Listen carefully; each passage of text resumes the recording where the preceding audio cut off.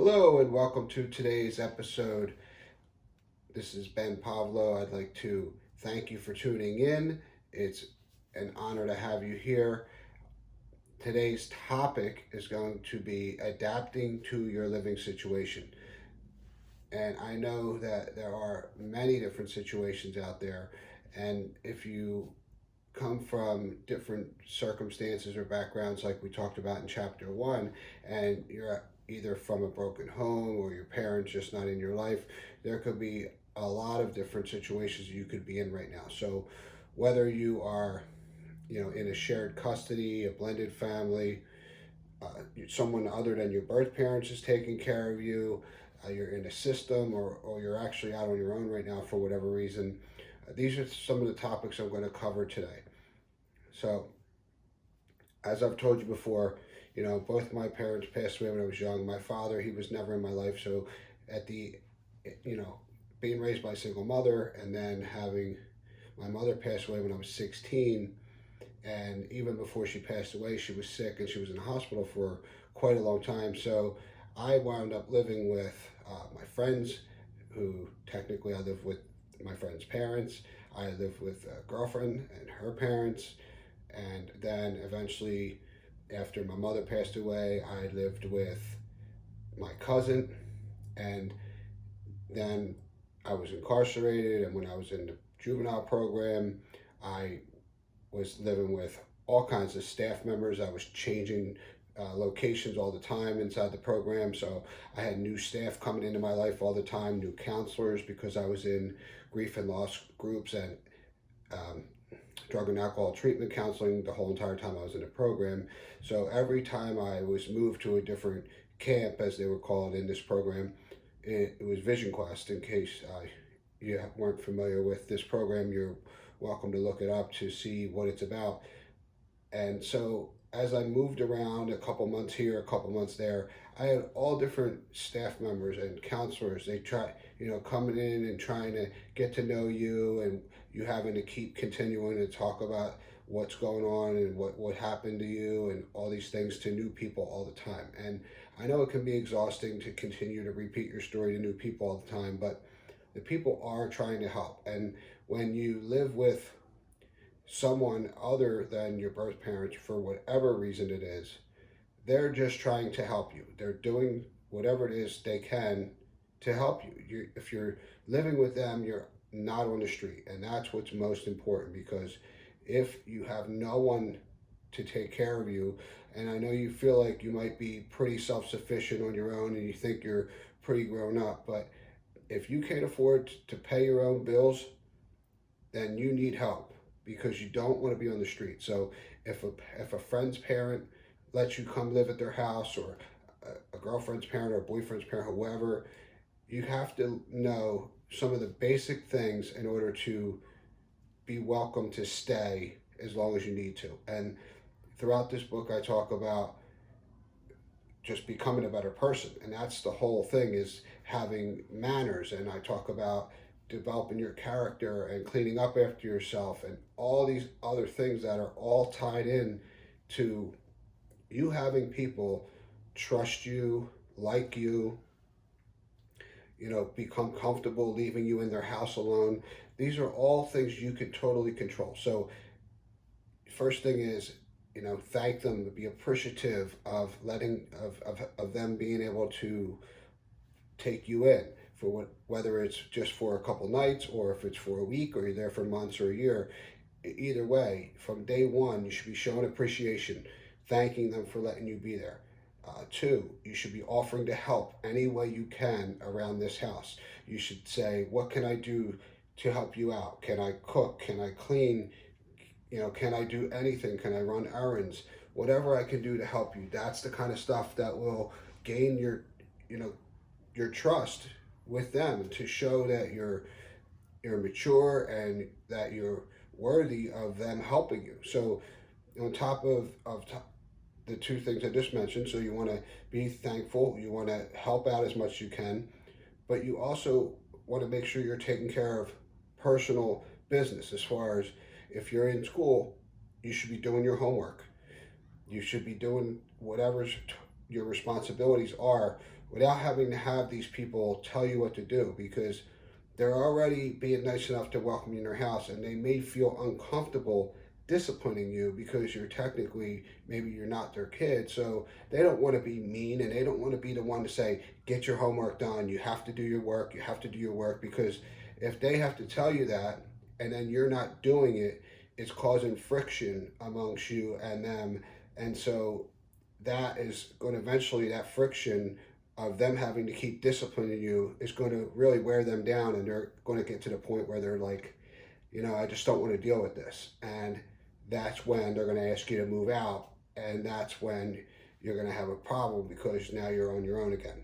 So you can help yourself by doing what is you're responsible for all the time, without having to be told, without having to be disciplined by someone who doesn't want to discipline you.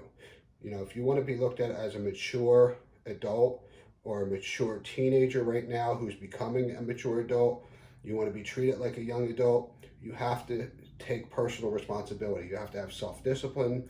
You have to be willing to do the things that you need to do without being told to do them. And it doesn't matter if you're 13, 15, 17, 18. This applies to anyone who wants to become independent and take care of themselves, because when you're an adult, there's no one who's going to tell you you have to do this, you have to go to work, you have to pay your bills. It's on you to do it on your own without having to be told. So get used to taking that personal responsibility and having the self-discipline to do it on your own now. So the other thing is, when you're living in someone's house, regardless of whether it's a day or a week, you got to clean up after yourself. This includes, if you're eating food, you got to do your own dishes. You got to, if you're leaving food around the house, if you're make a sandwich, put the extra food away. Clean up after yourself.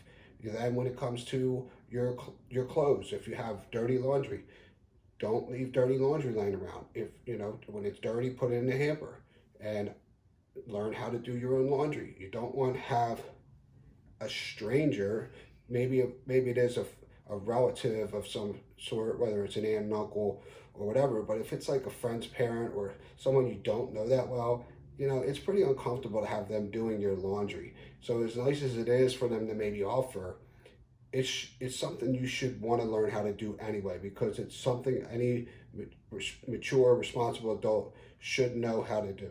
So get on that now and learn it, because it's a valuable skill, and it'll help you from becoming embarrassed when they're doing your laundry and they're like, oh, this scummy clothes or whatever. You just don't want to deal with that. So you want to make sure you're keeping yourself, cleaning up your area, wherever you're sleeping. You want to make your bed. You want to put things away. You want to be organized. You don't want to be a slob, and you don't want to do anything that's going to rub them the wrong way. You don't want to do anything that's going to put the roof over your head in jeopardy. And that's my advice, is to simply do what you can to secure that place, regardless of who it is that's offering it to you. And these are the things you can do to do that, is to take care of your business. Straight up, your business, your clothes, your eating. If they cook dinner, you should offer to do the dishes. And if they say that they expect you to be home at a certain time, if they set a curfew for you, whatever time that is, whether it's 9 o'clock or 10 o'clock at night, be responsible and come home on time. Meet your curfew. Don't be late. Don't keep coming home late every night with excuses. If you're legitimately late for a real reason, one or two times random, and you're honest about it, I'm sure they're going to be okay with it. But if you get into the habit of coming home late every single night, now they're starting to wonder and worry, where are you? Did something happen? And if they really care about you, they're going to be concerned. They're going to think you could be arrested, you could be dead in a ditch somewhere. I mean, these are the kind of things that parents worry about and adults worry about when it comes to kids, because anything could happen. And this world is crazy right now. And if you're not being responsible for yourself and coming home and respecting the rules of the house you're living in, you're going to start to, like I said, wear down that relationship by being late all the time and coming home after curfew and making excuses. And then if you start lying, that's the worst thing you can do, because once you start lying to somebody, your trust is going to be broken. And like I said, you're living in someone else's house, they have to go to work, and you may be home alone. If they don't trust you, that's just not going to happen. It's not going to fly, and it's not going to last for long, because if they catch you lying about one thing, they're going to be thinking that you're capable of lying about anything. So just do what you can to continue to be a better person and practice good hygiene, and like I said, just clean up after yourself and be responsible. And if you make money, if you do have a job, offer to pay a little bit of rent money. Like, say, hey, I notice, you know, I've been making a little extra money, and since you're not charging me to live here, I'd like to offer you $50 this week towards groceries. And they might say, no, thank you, I appreciate the offer, but you don't need to do that. Or they might say, yes, that would be a really big help. I really appreciate you doing that. And so if you have no bills, if you're living in someone else's house and they're not asking you for anything, and you make money on the side, whether it be a little side hustle, a side job, or whatever it is, you're babysitting, you're doing these things I talk about in the book to make you money, whether you're fixing things up and selling them at yard sales, or you're walking dogs, or you're whatever little jobs you're doing, you might be making a couple $100 a week or whatever it is. If you don't have no bills, what are you doing with that money? So, I talk about in the book with, managing your money and having a bank account and things like that. But if you're living with someone else, and we're talking about your living situation, if you're living with someone else who's not charging you rent money and you're making money, you should be offering them something, just a little bit of something, to show how much you appreciate it and help them out, because they might legitimately need the help. The other thing is, if you have a job and you're making money and you don't have bills, you should be saving that money. Instead of being out finding ways to waste it, whether it be buying expensive clothes or jewelry or anything like that, that's all nonsense. That's not necessary. Right now, your goal is to start saving money, because if you're on your own and you're just living with someone temporary, the day is going to come when you have to get your own place. And I go through this in the book. You're going to have, when you move into a place, you got a few choices. And like I said, I explain it in detail, but if you get your own place, generally, if it's a legit apartment or house, you have to pay 3 months rent up front. That's the first month, last month, and a month security deposit. And depending on how much the rent is, triple that. That's just to move in. Then you have the bills. So if you have to get the bills in your name, electric, gas, water, internet, they all require a bill. So some of them even require an upfront deposit. So there's more expenses. In some places you might get an apartment, it's just a little 1 bedroom and it's all included all in one.